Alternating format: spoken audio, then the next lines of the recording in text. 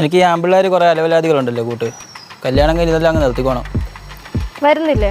പിന്നെ എനിക്ക് വേറെ പണിയില്ല, നീ പോയിട്ട് വാ. പോട്ടെ, ടെൻഷൻ ആവണ്ട. പാരൻസിനോട് ഞാൻ സംസാരിച്ചോളാം. രേണു ഇങ്ങോട്ടാ പോയെ? എന്തെങ്കിലും പ്രശ്നമുണ്ടോ? ഞങ്ങൾ സെപ്പറേറ്റഡായി. കഴിഞ്ഞ ദിവസം കൂടെ നിങ്ങളുടെ സ്റ്റോറിയും സ്റ്റാറ്റസൊക്കെ ഞാൻ കണ്ടാണ്. അതിലൊക്കെ ഭയങ്കര ഹാപ്പി ആയിരുന്നല്ലോ. ഞങ്ങളുടെ തിരി ഈ സോഷ്യൽ മീഡിയയിലെ സ്റ്റാറ്റസിലൊക്കെ മാത്രമേ ഉള്ളൂ. മയിരിക്കേ, എന്താ പ്രശ്നം? കുറച്ചാൾ മുമ്പ് രേണുവിനൊരു ഗെറ്റ് ടുഗദർ ഉണ്ടായിരുന്നു കോളേജിൽ.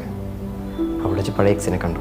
പുള്ളി ഡിവോഴ്സ്ഡ് ആണെന്നാണ് പറഞ്ഞത്. പരിചയം പുതുക്കൽ പിന്നെ എപ്പോഴോ ഒരു പ്രണയത്തിലേക്ക് മാറി. പിന്നെ ഇതൊക്കെ ഓരോരുത്തരുടെ ചോയ്സ് അല്ലേ. പിന്നെ ഇഷ്ടമില്ലാത്ത ഒരാളുടെ കൂടെ ജീവിക്കുന്നേക്കാൾ നല്ലത് പിരിയുന്നതാണ്. അല്ല, നീ എന്താ വന്നേ? ഒന്നുമില്ല.